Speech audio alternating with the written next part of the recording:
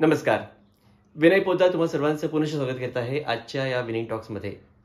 आज अक्षय तृतीया, अर्थातच अक्षय असं महत्त्व असलेला मंगल क्षण म्हणजे आजचा दिवस. वैशाखातील शुद्ध तृतीया म्हणजे अक्षय तृतीया म्हणून मानली जाते आणि या दिवसाचं महत्त्व म्हणजे सौभाग्य आणि शुभ लक्षणं अशा प्रकारे ओतप्रोत भरलेला हा दिवस आहे. श्रीकृष्णाने सांगितलं होतं विश्वाला की या दिवशी जे काही तू हवं दान करशील ते तुला कायमस्वरूपामध्ये पुण्य देईल, म्हणून शुभ कर्म करण्याकरता हा दिवस मानला जातो.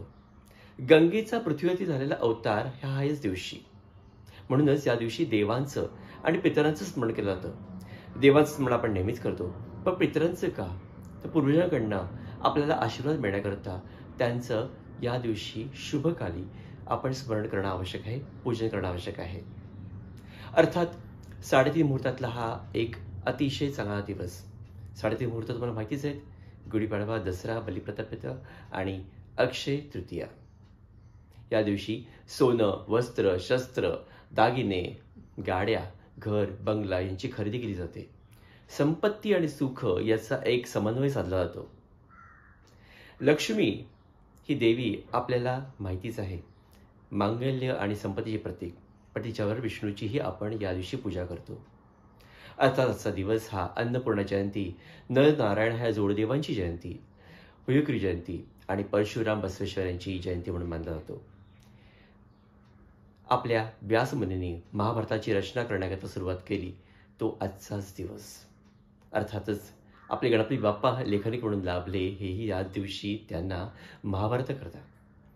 देवभूमी म्हणजेच उत्तराखंड येथे बद्रीनारायणाचं मंदिर खुलं केलं जातं भाऊच्या दिवसापर्यंत दर्शनाकरता, ते देखील याच दिवशी. अर्थातच 3:30 मुहूर्तातला हा अत्यंत जिव्हाळ्याचा लोकांचा हा दिवस, कारण सुख, शांती, समृद्धी, देव, पितर या सगळ्यांचं स्मरण आणि आकलन केलं जातं ते केवळ या दिवशी. अर्थातच जैन धर्माकडे वळाला आपण तर आपल्याला कळेल की तीर्थंकरातला ऋषभनाथ यांचाही हा आजचा 400वा उपवास सोडण्याचा दिवस होता. अर्थातच हा एक महत्त्वाचा योग आहे.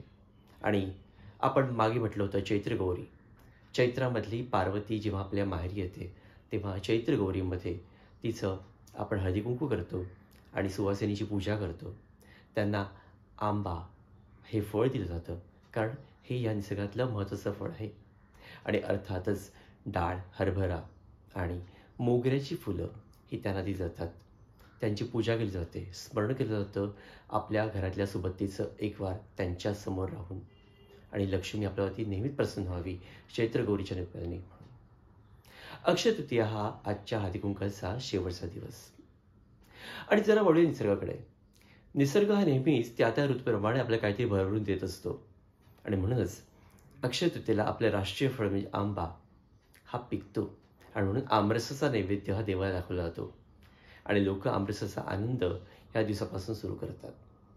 अर्थातच मोगऱ्याची फुलं ही देखील या दिवसाची मोठी देण आहे.